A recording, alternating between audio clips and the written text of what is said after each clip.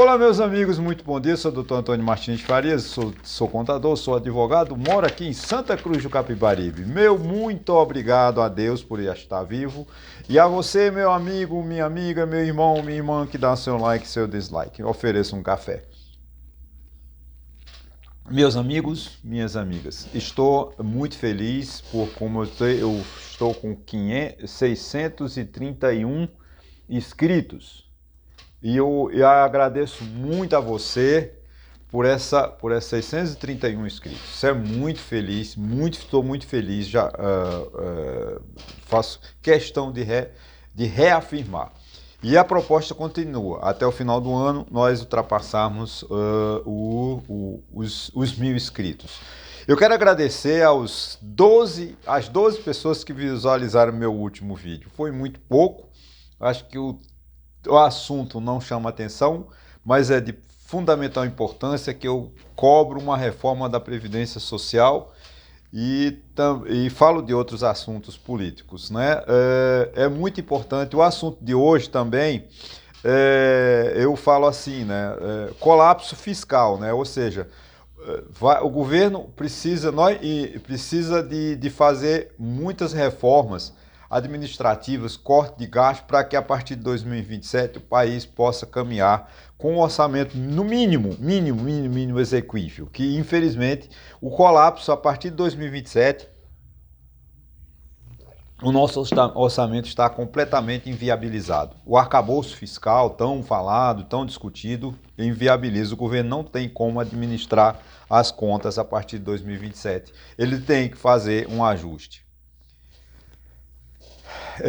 Ele precisa urgente chegar a um acordo com as elites para que possa reduzir as despesas do Estado. O Estado é muito grande, o Estado é muito caro, né? Muitas mordomias, e tem que cortar gastos, senão o sistema é o seguinte: o sistema está previsto que a partir de 2027 as receitas arrecadadas estão totalmente comprometidas com as despesas obrigatórias, ou seja, não sobrará mais nada para investimento, ou seja, para aquelas despesas que a gente chama de despesas discricionárias, onde ele faz investimento, investe em educação, em saúde.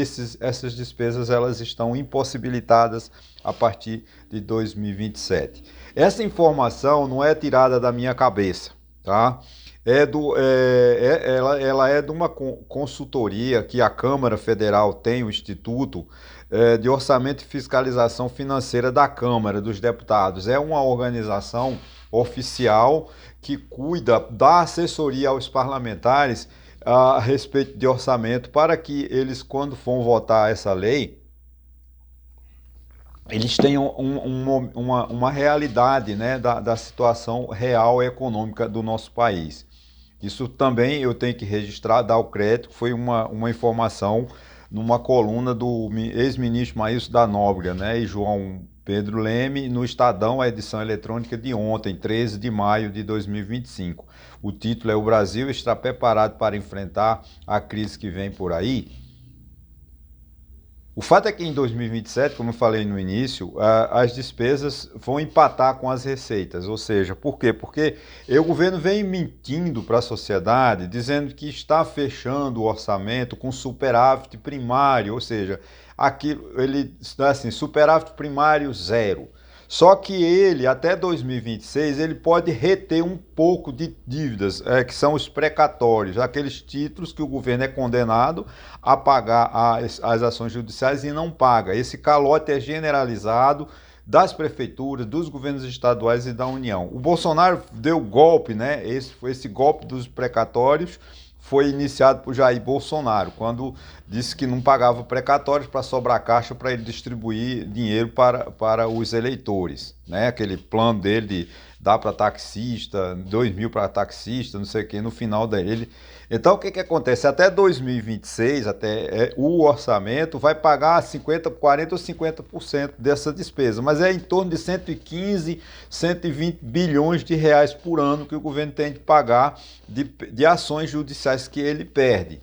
né? Aí o que acontece? Ele não está pagando só 50%, em torno de 43, 53 bilhões. Aí ele diz que está fechando. Não está, ele tá deixando de pagar, né? Não tá fechando as contas. A partir de 2027, ele tem que pagar os 115 bilhões, os 120 bilhões. Ele não vai poder pagar só 45 ou 50.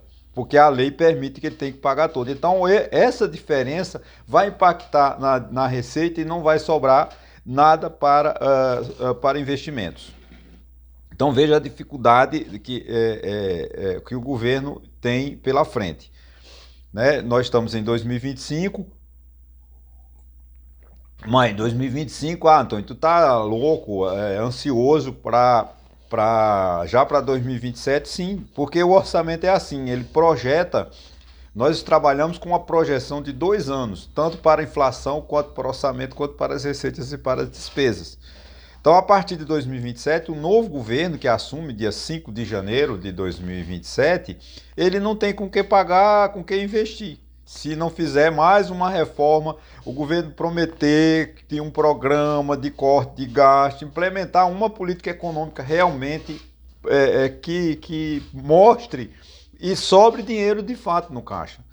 Tem aonde cortar? Muita coisa, muita coisa. Não adianta, as ideias que tem desse governo é o quê? É desvincular o salário mínimo dos aposentados. Já é um roubo, porque eles vão desmoralizar a aposentadoria. O INSS já está desmoralizado. E se ele desvincular o aumento do salário mínimo das aposentadorias, o que vai acontecer? Os aposentados vão morrer de fome, porque não vai ter um reajuste, né? As pessoas daqui a pouco estão ganhando meio salário mínimo e estão dizendo que estão ganhando. Ah, mas não tem nada, não é vinculado. O salário mínimo não é vinculado ao auxílio, sei lá, o auxílio doença, a aposentadoria do trabalhador rural, vão ser penalizados. O que eles querem também aumentar o tempo, a idade do aposentado do trabalhador rural, de 55 para 60 hoje, que é a mulher, né, de 62 para 65, ou seja, mais um castigo em cima do pobre. Eles esnobam, gastam desnecessariamente e diz que aí depois corta no pobre, né? Corta na saúde, que nós não temos, na educação, que nós não temos, é de péssima qualidade, né? Um país de analfabetos, como a gente está vendo, o Brasil é um país de analfabetos, porque as pessoas saem da escola, mas não sabem fazer conta mínima, não sabem interpretar um texto, não sabem me ouvir por 15 minutos, porque não gostam do que eu estou falando. Gente, é fundamental, eu estou falando de informação básica que todo cidadão precisa de saber. Que o governo vai chegar em 2027, não tem como governar, não tem como pagar as contas. Isso é como o seu salário. Se você gastar, né, se você gastar demais, o que vai acontecer? Quando chegar no final do mês, você não tem com que pagar suas contas. Você não vai ter que comprar o gás que acaba, você não vai ter como comprar um pacote extra de macarrão para aquela visita que foi ele visitar e comeu muito macarrão. É isso, a mesma coisa. Claro que tem uma diferença, tá, gente, entre o orçamento privado das famílias e o orçamento da União. Mas a base é a mesma. Se o governo gasta demais, desnecessário, sem necessidade, vai faltar em algum lugar. Você vê agora esse projeto de 6 bilhões, que foi o desfalque dessas falcatruas do INSS. Se o governo for pagar, tirar do caixa, vai faltar 6 bilhões de reais. Aí o que ele está dizendo? Não, é porque esse projeto no INSS está virando uma polêmica, né, gente? Porque ele criou um inferno para o aposentado. Desculpa, eu vou fazer uma digressão aqui, porque eu acho que é importante. O aposentado pobre, humilde, não sabe o que é um telefone celular. Aí ele obriga que o aposentado se inscreva no meu INSS ou no telefone 135 que não funcionam. Os aposentados não tiveram culpa dessa roubalheira, dessa trapaça que fizeram com o conhecimento dos governantes, todos eles, desde Michel Temer até Lula. Agora eles criaram o inferno para os aposentados. Os aposentados vão ser roubados 2 vezes, porque aquele trabalhador pobre que não sabe o que é o meu INSS não vai ter condições de acessar aquele sistema, aquele programa burocrático nojento. cheio de defeitos, cheio de bugs, e nem vai conseguir falar com aqueles loucos lá do 135, que nunca atende. Desculpa a emoção, porque eu tô com raiva da desonestidade do que o governo está intentando. A partir de hoje você ingressa no meu INSS, vai dizer se você autorizou ou não. Gente, o trabalhador rural, aquele trabalhador humilde, não sabe nem o que autorizou. O governo tem como saber disso, o INSS tem isso na mão, é só querer e pagar. Que as associações que são honestas, que eu sei que tem associações honestas, que provem que os trabalhadores autorizaram. O que não tem autorização, acabou, devolve para o trabalhador, para o aposentado. Não cria esse inferno que o governo federal criou, obrigando aquelas pessoas que não sabem nem o que é um celular se inscrever no meu INSS, que é burocrático, é chato, é difícil. Criou um inferno. É esse Estado que eu combato. Por isso que eu falo de orçamento, gente, voltando para o orçamento, porque isso é fundamental. Não vai sobrar dinheiro em 2027, o que é que vai acontecer? Eles vão entrar de novo, fazer uma emenda constitucional, um novo arcabouço fiscal, me autoriza para eu gastar mais de 200 bilhões, como foi a autorização que deram a Lula. Ele gastou 200 bilhões de reais. Ora, se você já está devendo, aumenta mais 200 bilhões em despesa. É que o próximo presidente da República vai ter que pedir autorização do Congresso Nacional para se endividar mais. E nós, quem vamos pagar a conta desse desajuste desses governos? Essa é uma tristeza, né? E o pior de tudo, não vejo, né, na atual situação política, um candidato com viabilidade política de ser eleito em 2026 e a partir de 2027 efetivamente implementar um programa de governo que realmente governe esse país. Porque nós estamos sem governo há muitos anos. Governos que não têm projeto. Cobraram do Lula em 2022, ele disse, não, eu sei o que fez, porque eu não vou apresentar programa econômico porque eu sei governar esse país, que eu já governei esse país durante duas vezes. Mas vê a realidade que estamos. É um governo de troca de favores. Ainda hoje mesmo está no jornal o Globo, né? As associações, o Lula indicando o ex-prefeito de Belford Roxo para um cargo nos portos do Rio, antiga Docas, que não funciona. É mais um cabide de emprego que as associações não querem, porque ele ainda não está descumprindo a lei das estatais. O governo Lula, a economia do Lula está crescendo. O governo Lula, gente, eu entendo, o Brasil cresce arrastando-se. Há quantos anos que o Brasil não cresce? De 80 para cá, a economia brasileira vem se arrastando. Se nós olharmos lá de 1920 a 1950, 64, 61, né? Aí o país que não tinha, era um país agrícola, um país de analfabetos, um país ainda movido pela mão de obra escrava, ainda não consegue. Vem reptar as pessoas, era um país que não tinha indústria, reptar as pessoas chegou a importar foice, facão, enxada, para que o povo trabalhasse. E nós crescemos da década de 40, 30 com o governo Getúlio Vargas, que você aceita ou não, foi um ditador? Foi, todo mundo sabe. Mas a economia cresceu até os anos 60, de lá para cá. Teve aquele auge do movimento de 64, mas foi através do endividamento externo, principalmente do governo Geisel, tomando emprestado no mercado de Londres. Depois o Brasil quebra em 82. E de lá para cá a economia brasileira não deslancha. Tivemos a hiperinflação, que foi combatida pelo governo de Fernando Henrique Cardoso, com o programa de privatização. Nós entramos no eixo, nós perdemos esse controle de novo. A inflação não tem um controle. O Banco Central só tem um Banco Central isolado, sozinho, aumentando a taxa de juros, dificultando a vida de todos os brasileiros. E não tem. O candidato é Lula, o candidato é Bolsonaro. Claro que Bolsonaro não será candidato, eu sei disso.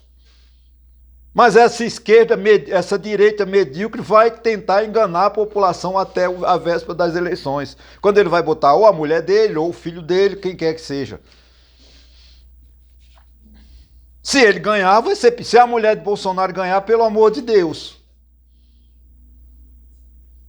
Não tem governo, não tem projeto, porque o governo do PT, a gente sabe, eu não estou aqui, você não pode estar fazendo campanha contra o PT, não estou me lixando, porque quem decide isso é o eleitor. Agora eu estou dizendo o seguinte, o PT é um partido gastador, não é um partido que investe em infraestrutura, que quer moralizar o país. Porque o PT só pensa nele, da mesma forma essa direita ridícula que só pensa nela.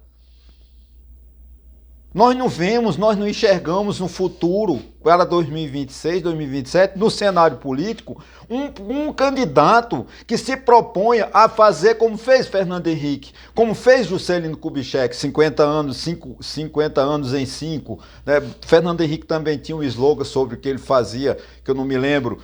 Agora, qual é o slogan de Lula? Gastar, gastar, gastar. Qual é o slogan de Bolsonaro? Liberdade de expressão, liberdade de expressão, liberdade de expressão com os medíocres deputados que ele elege.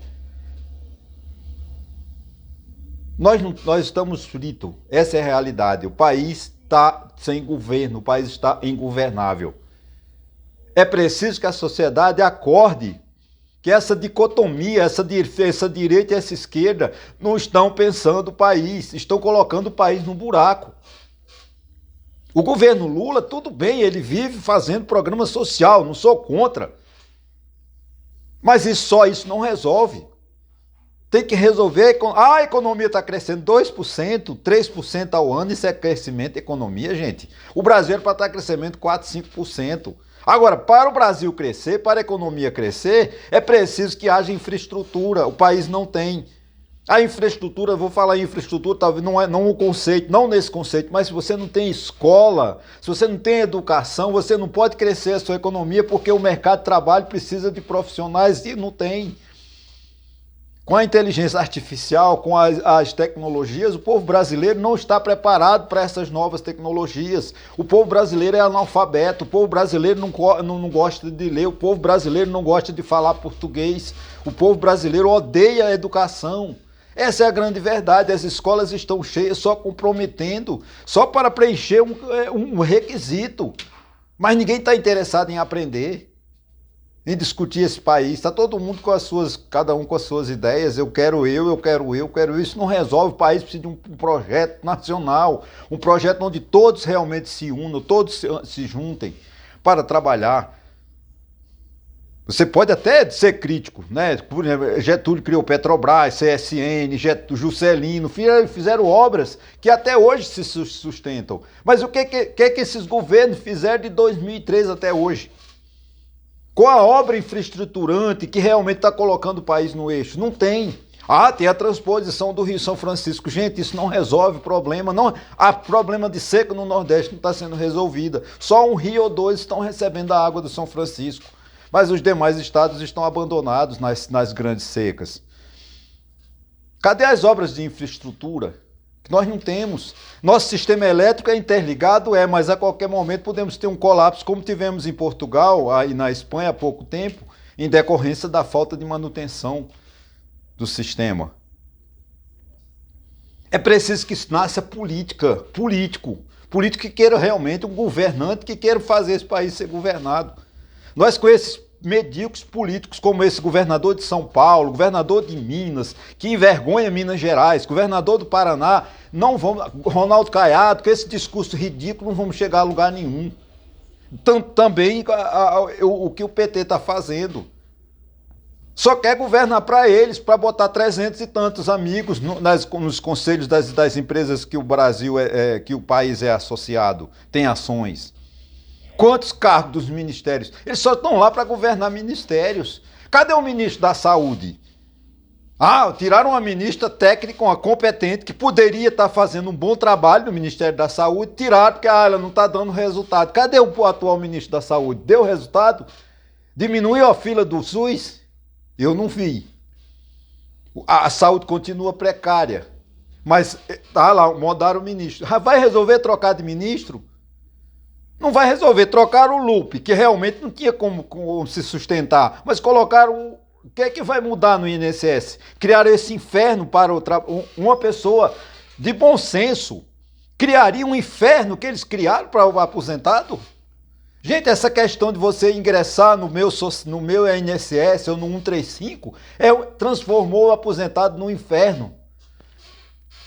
Isso é incompetência do Estado. O Estado não devia ser assim, devia devolver. Ele tem o INSS na folha de pagamento, ele sabe cada centavo que foi descontado dos últimos 50 anos. Não é mandar que o aposentado diga lá que foi descontado. Ele sabe que foi irregular. As associações honestas que provem que tem Gente, isso é tudo offline, online. Não precisa, os documentos estão anexados lá em PDF. Se tem dúvida, vá na origem e pesquise o original. É muito simples. Agora, o que ele está fazendo é jogar o povo, inventar uma conversa fiada, porque não tem governo, o país não tem governo, nem a Câmara Federal está se interessando, como eu falei no meu vídeo de quarta-feira. Nós estamos há 4 a 5 meses, né? Não, 4 meses, porque janeiro não conta, que é o recesso parlamentar. Esses deputados não votaram nada. Estão ridículos, principalmente essa ridícula ADPF, que o presidente da Câmara, que é uma vergonha para o estado da Paraíba, esse homem. Entrou no STF ontem, ainda está dependendo de saber quem vai ser o relator, pedindo para que essa decisão estúpida da Câmara, que sustou a ação contra os